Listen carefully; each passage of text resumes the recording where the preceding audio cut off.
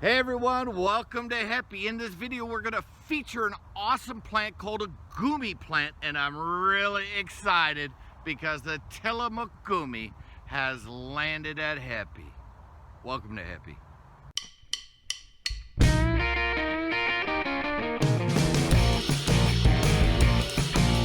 Hey, wake up!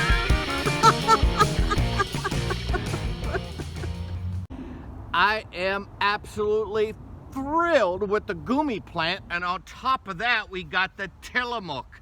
Not just one Tillamook Goumi, two Tillamook Goumis. I'm just in love with this plant. The Tillamook is one of about 3 cultivars that I know of. I'm sure there's more, but I know of 3. The Tillamook, the red gem, which we don't have here at Happy, and this big girl here, this beautiful girl, the sweet Scarlet Goumi. So the Tillamook Goumi is quite rare. It's very difficult to find. That's why I jumped on 2 girls right away. Whether it's the Tillamook, the red gem, or the sweet Scarlet Goumi, the Goumi plant is just an absolutely fantastic plant. It grows in zones 4 to 8, so it's got a pretty good berth, a pretty good swath of land that'll grow in. It's nitrogen fixing, which means this plant actually puts a very important fertilizer, soil amendment into the soil, and that soil amendment's called nitrogen. Nitrogen's very important in having plants with green leaves. It promotes green leaves, it promotes other things. The fruit tastes like cherry.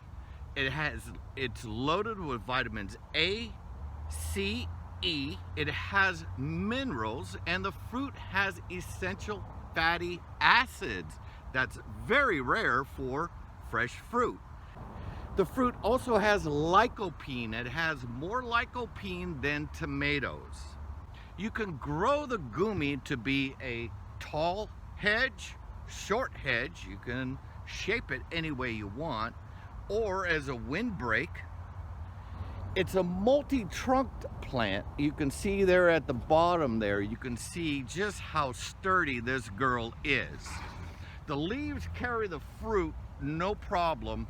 What you're seeing in the background, all those little yellow spots, that's flowers that remain on this plant. She's been flowering for about a month.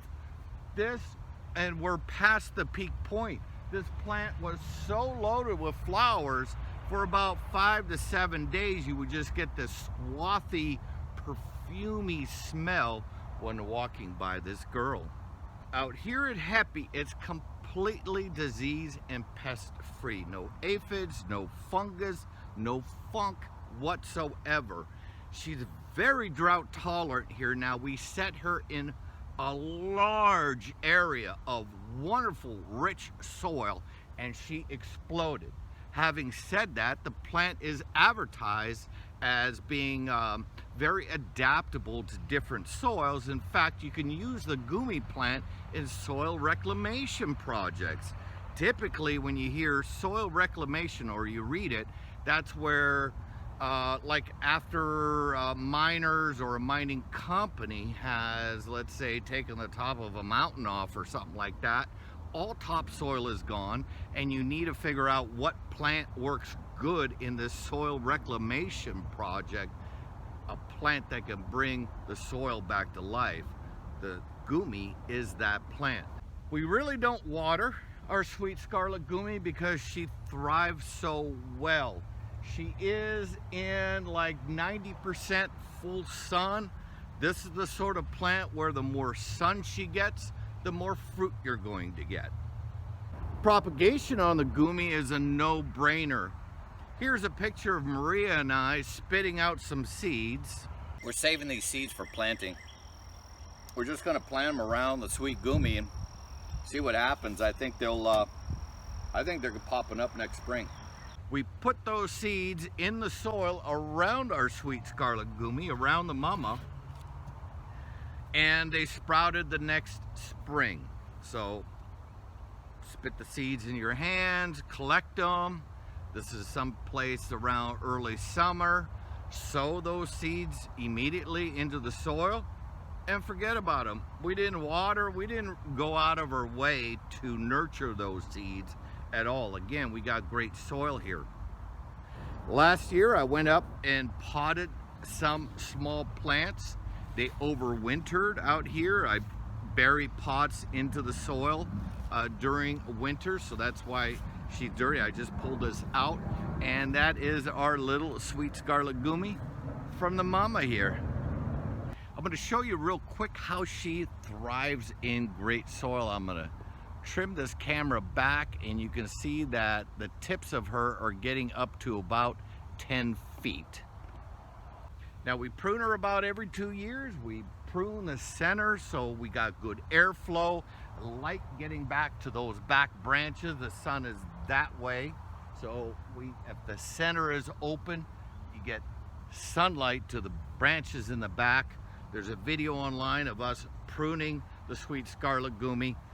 This last winter we didn't prune her, so she's a little bushier than usual, but she is going to be absolutely loaded with fruit. This has been a plant feature from Heppy. Hopefully I can trim this down into a few minutes.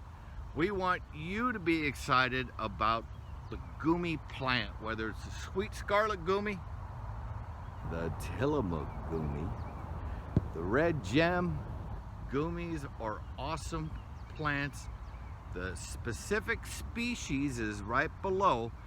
Don't get it confused with some invasive versions of a Goumi plant, like autumn something.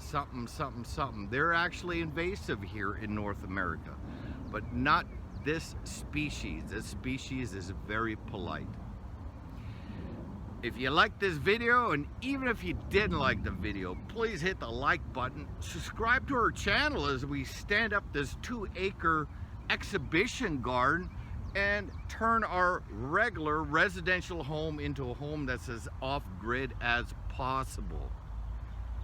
Take care of yourself. Take care of someone else if you can. Love you. Bye. The Tillamook Goumi has a fantastic history because it's sort of a mistake. Cuttings were given to a nursery woman, Lucille Whitman, I believe is her name, long time ago in the 80s someplace right there, and they were described as jujubes. Now jujubes and Goumis were very rarely grown here in North America, unfortunately. Anyways, the plant ends up developing. Lucille figures out that this is a Goumi plant, and not just any Goumi plant, but a Goumi plant that no one else knew about, and she named it after the city in Oregon that the grower came from.